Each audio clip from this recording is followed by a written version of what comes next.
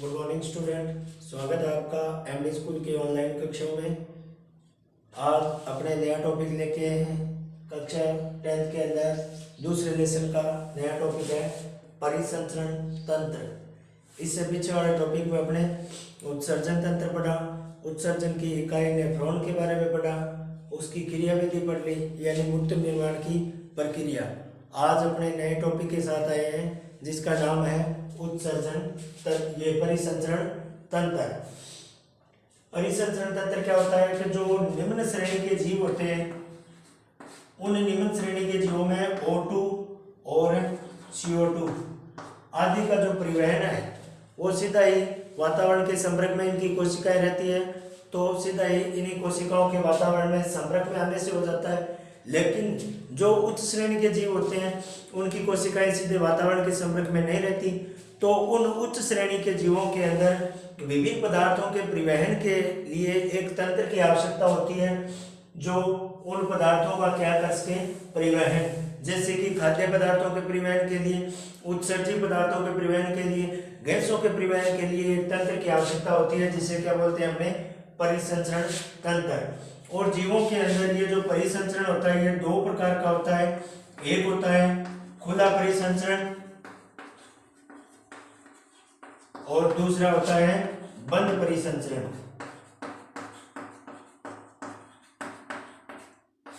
खुले परिसंचरण के अंदर क्या होगा कि जो अपना रक्त है वो सीधा ही बहेगा शरीर के अंदर, यानी रक्त को शरीर के अंदर प्रवाहित होने के लिए बंद नलिकाओं की आवश्यकता नहीं होती, रक्त सीधा ही ऊतकों के संपर्क में रहता है। इस प्रकार के परिसंचरण को क्या कहते हैं अपने खुला परिसंचरण। और इस प्रकार का परिसंचरण पाया किसमें जाता है, जो अपने ऑर्थोपोडा है और मोलस्का संघ के जीव है या जो कीट हैं उन कीटों के अंदर जो परिसंचरण पाया जाता है किस प्रकार का पाया जाता है, खुला परिसंचरण। दूसरा आता है अपने बंद परिसंचरण। इसमें क्या होगा कि जो रक्त है वो बंद नलिकाओं के माध्यम से शरीर के अंदर या शरीर के विभिन्न भागों में क्या होता है, प्रवाहित होता है, सीधा ही ऊतकों के संपर्क में नहीं आता। इस प्रकार के परिसंचरण को क्या बोलेंगे अपने बंद परिसंचरण। किसमें पाया जाता है, स्तनधारियों में। इसके अलावा जो पक्षी हैं उनके अंदर, जो उभयचर हैं उनके अंदर, और जो सरीसृप या जो रेप्टिलिया हैं उनके अंदर। यानी जो स्तनधारी यानी अपने मनुष्य हो गया, जो बच्चों को दूध पिलाने वाले जीव हो गए स्तनधारी, पक्षी, उभयचर और सरीसृप, इन सारे के सारे जीवों के अंदर जो रुधिर है तो वो बंद नलिकाओं के माध्यम से शरीर के विभिन्न भागों के अंदर परिवहन करता है। और इस प्रकार के परिसंचरण को क्या बोलते हैं अपने बंद परिसंचरण। मानव के अंदर किस प्रकार का परिसंचरण पाया जाता है, बंद परिसंचरण। तो बात करते हैं अपने मानव की स्तनधारियों के अंदर। तो मानव परिसंचरण तंत्र, मानव परिसंचरण तंत्र। मानव के अंदर जो परिसंचरण तंत्र है इसका 3 भागों में अध्ययन करते हैं। ये 3 भाग कौन कौन से हैं? पहला भाग होता है इसका रक्त, दूसरा भाग होता है रुधिर वाहिनियां और तीसरा भाग होता है इसका मुख्य भाग है हृदय। 3 भागों के कौन कौन से? रक्त, रक्त वाहिनियां और हृदय। ठीक है, मानव परिसंचरण तंत्र का अध्ययन अपने इन 3 भागों में करेंगे। पहला भाग आता है अपने मानव परिसंचरण तंत्र के अंतर्गत है रक्त। रक्त के अंदर छोटी क्लासों में पढ़ते आए हो कि रक्त क्या है। तो रक्त क्या होता है? रक्त एक तरल संयोजी ऊतक है। कैसा ऊतक है? तरल संयोजी ऊतक। और इस तरल संयोजी ऊतक के 2 भाग होते हैं। कितने भाग है? 2 भाग। इसका जो तरल भाग है उसको क्या बोलते हैं अपने प्लाज्मा बोलते हैं, और ठोस भाग जो है उसके अंदर पाई जाती है कणिकाएं। ठीक है, रक्त का तरल भाग क्या कहलाता है? प्लाज्मा कहलाता है। और ये प्लाज्मा कितने प्रतिशत भाग का निर्माण करता है? 55% भाग का निर्माण करता है। और जो ठोस भाग है उनको बोल दिया कणिकाएं, और ये कणिकाएं कितने प्रतिशत भाग का निर्माण करेगी? 45% भाग का निर्माण करेगी। जो प्लाज्मा है इसने कितने प्रतिशत भाग का निर्माण किया? 55% भाग का। इस 55% भाग में से जो प्लाज्मा के अंदर प्लाज्मा का संघटन है उसमें 90% तो क्या पाया जाता है? जल पाया जाता है, और शेष बच गया 10% भाग उसके अंदर पाए जाते हैं कार्बनिक व अकार्बनिक पदार्थ। कार्बनिक व अकार्बनिक पदार्थ। ये कार्बनिक व अकार्बनिक पदार्थ कौन कौन से होते हैं? देखिए, कार्बनिक पदार्थ हैं जैसे कि प्रोथ्रोम्बिन,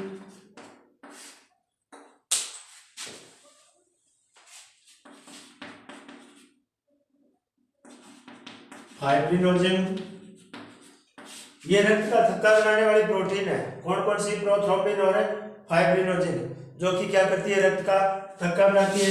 इसके अलावा एमिनो अम्ल है, यूरिया है, ग्लूकोज है और यूरिक अम्ल है।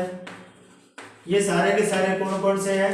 प्रोथ्रोम्बिन, फाइब्रिनोजन, एमिनो अम्ल, यूरिया, ग्लूकोज, इसके अलावा ग्लोबुलिन। ये ग्लोबुलिन प्रोटीन जो है 3 प्रकार की है, अल्फा, बीटा और गामा। ठीक है। कार्बनिक पदार्थों के अंदर ग्लोबुलिन, प्रोथ्रोम्बिन, फाइब्रिनोजन, ये दोनों क्या है? रक्त का थक्का जमाने वाले प्रोटीन। एमिनो अम्ल, यूरिया, ग्लूकोज, यूरिक अम्ल आदि पदार्थ है, कार्बनिक पदार्थ जो है वो पाए जाते हैं। इसके अलावा जो बात आती है अकार्बनिक पदार्थों की, तो जैसे कि सोडियम आयन है, कैल्शियम आयन है, मैग्नीशियम आयन है, पोटेशियम आयन है और क्लोराइड आयन है। ये सारे के सारे अकार्बनिक पदार्थ भी क्या है? इस 10% भाग का निर्माण करते हैं, और जो 90% भाग है वो किसके द्वारा निर्मित हुआ? जल। तो ये हो गया प्लाज्मा का रासायनिक संगठन। दोबारा बता रहा हूं एक बार फिर से, प्लाज्मा जो है रुधिर के तरल भाग को क्या कहते हैं? प्लाज्मा कहते हैं। ये क्या है? पीले रंग का क्षारीय तरल। कैसा? पीले रंग का क्षारीय तरल, जो कि रक्त के कितने प्रतिशत भाग का निर्माण करता है? 55% भाग का। इसमें 90% जल पाया जाता है और 10% कार्बनिक व अकार्बनिक पदार्थ पाए जाते हैं।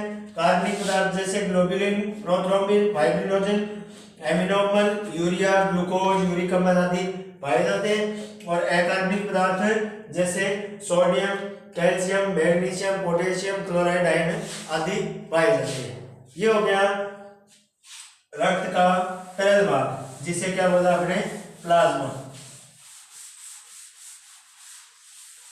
दूसरा आया इसका ठोस भाग। ठोस भाग के अंदर क्या पाई जाती है?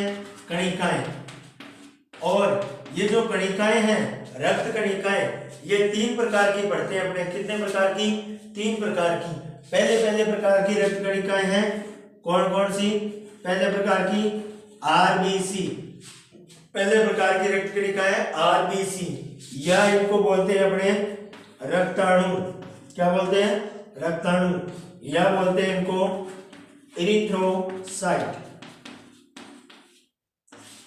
आरबीसी, रक्ताणु या इरिथ्रोसाइट। दूसरे प्रकार की जो कणिकाएं हैं डब्ल्यूबीसी, या इनको बोलते हैं डब्ल्यूबीसी श्वेत रक्त कणिका, या इनको बोलते हैं श्वेताणु या ल्यूकोसाइट। और तीसरे प्रकार की कणिकाएं प्लेटलेट्स या पट्टिकाणु। प्लेटलेट्स या पट्टिकाणु। आरबीसी होगी लाल रक्त कणिका, रक्ताणु या एरिथ्रोसाइट। श्वेत रक्त कणिका डब्ल्यूबीसी, श्वेताणु या ल्यूकोसाइट। और प्लेटलेट्स या पट्टिकाणु। ये 3 प्रकार की क्या है? रक्त कणिकाएं पाई जाती है, जो कि क्या करती है? रक्त के ठोस भाग का निर्माण करती है। इनको मैं एक रेखा चित्र के द्वारा बता रहा हूं, ध्यान से देखना।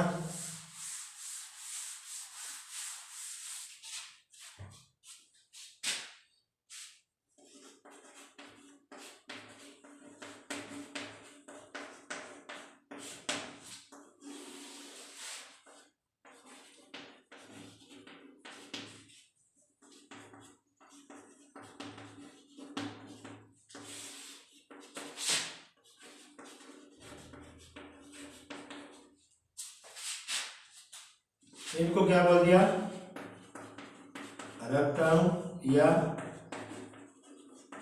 इरिथ्रोसाइट, इनको बोल दिया श्वेताणु या ल्यूकोसाइट, और इनको बोल दिया पट्टिकाणु या प्लेटलेट्स। ठीक है, इसके आगे अब देखते हैं कि जो अपनी WBC है या श्वेत रक्त कणिका या श्वेताणु है, इनको आगे दो भागों में बांटा गया है। पहला भाग होता है इनका कणिकाणु और दूसरा भाग होता है अकणिकाणु। इनको बोलते हैं अपने ग्रेन्युलोसाइट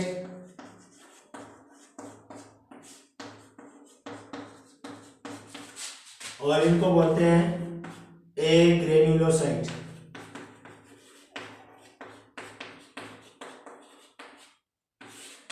ग्रेन्युलोसाइट और एग्रेन्युलोसाइट। ये जो ग्रेन्युलोसाइट है ये भी आगे तीन प्रकार की, एक तो न्यूट्रोफिल, दूसरी बेसोफिल और तीसरी इओसिनोफिल। ठीक है, और जो अकणिकाणु है इनको बांटते हैं अपने दो भागों में। कितने भागों में? दो भागों में, मोनोसाइट या एक केंद्रकाणु और पहला हो गया मोनोसाइट या एक केंद्रकाणु और दूसरा हो गया लिम्फोसाइट या इनको बोलते हैं लसीकाणु। फिर लसीकाणु आगे दो प्रकार की, कौन कौन से दो प्रकार हो गए लसीकाणु के? एक टी लिम्फोसाइट और एक बी लिम्फोसाइट। ये देखिए दोबारा रक्त कणिकाएं, इनको बांटा अपने तीन भागों में, आरबीसी, डब्ल्यूबीसी और प्लेटलेट्स।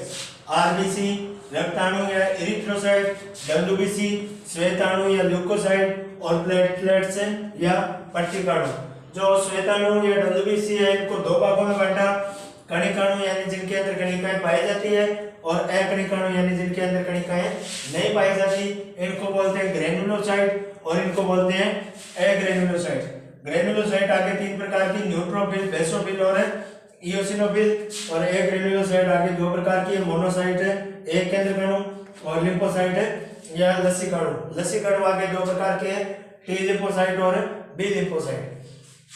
अब इतने आगे विस्तार से तो अपने पढ़ने की जरूरत नहीं है, अपने छोटे लेवल की है थोड़ी, तो पहले देखते हैं अपने एक नंबर आरबीसी।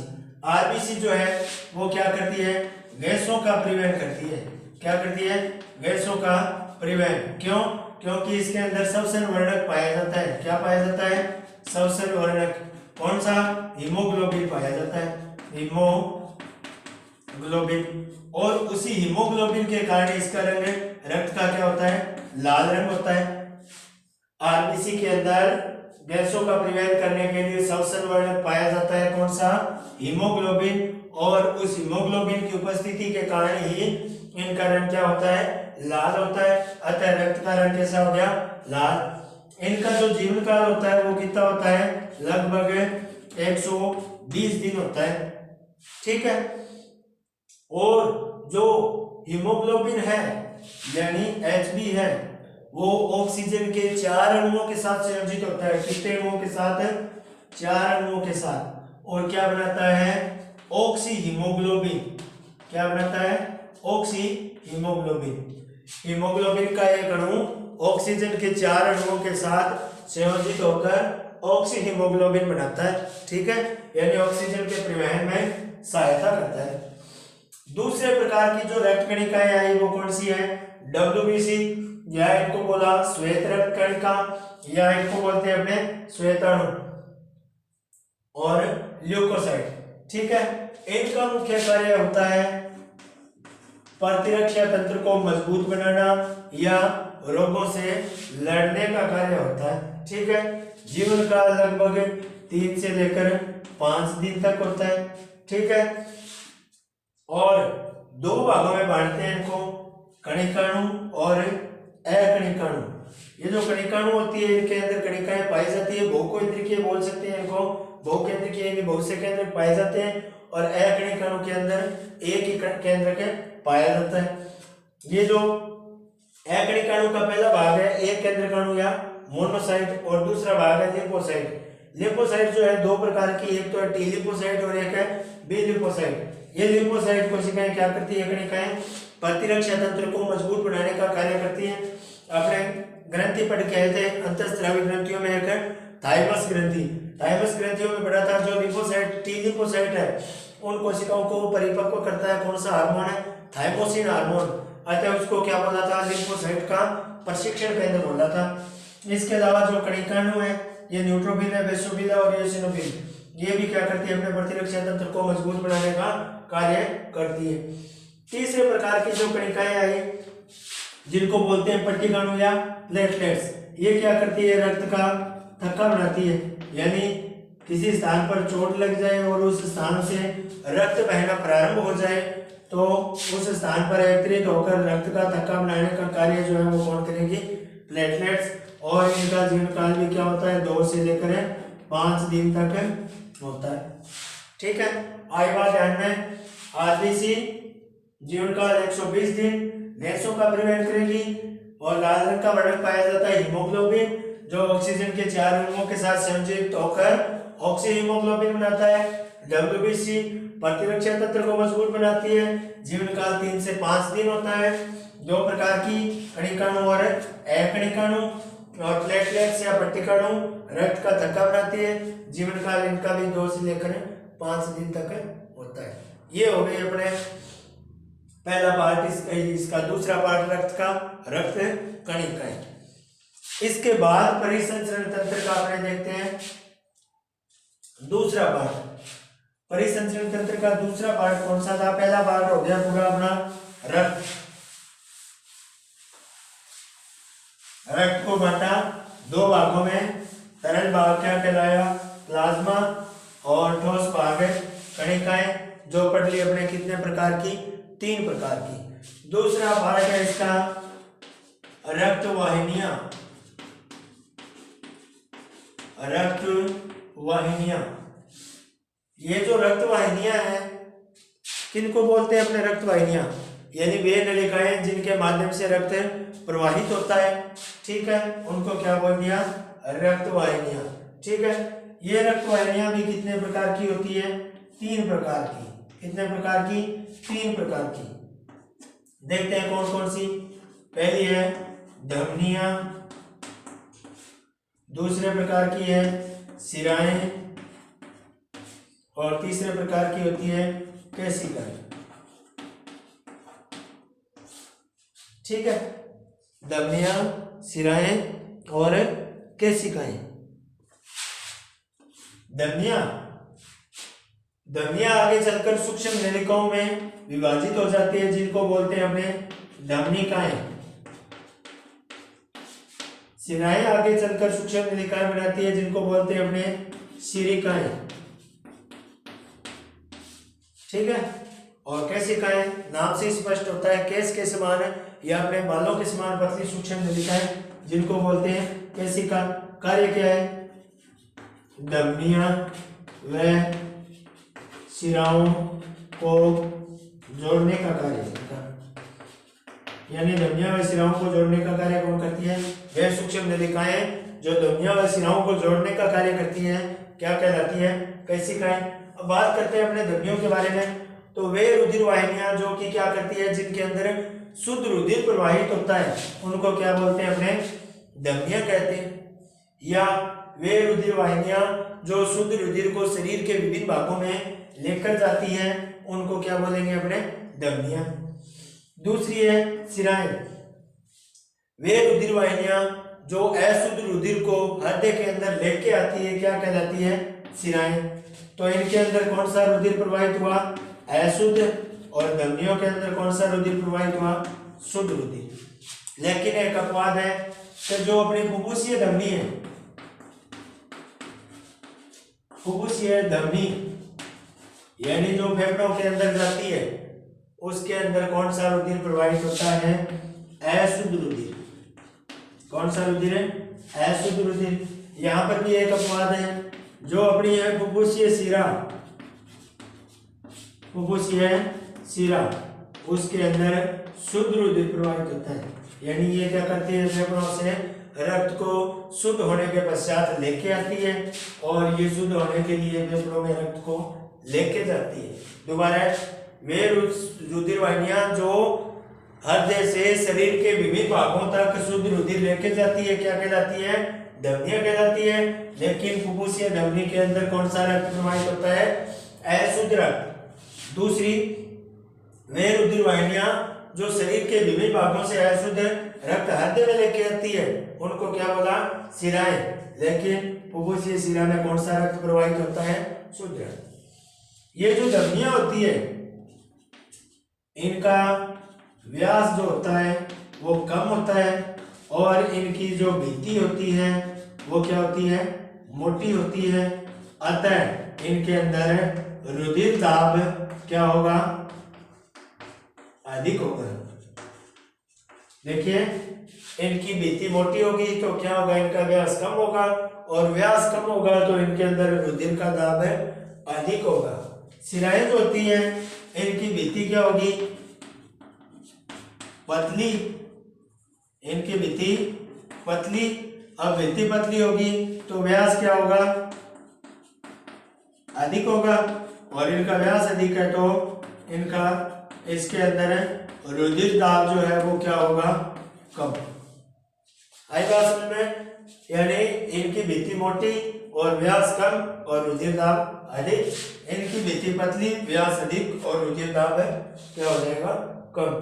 तीसरे प्रकार की रुधिर वाहिनियां जो है, जिनको बोलते हैं केशिकाएं, यानी जो धमनियों और शिराओं को जोड़ने का कार्य करती है, उन रुधिर वाहिनियों को क्या बोलते हैं अपने, केशिका।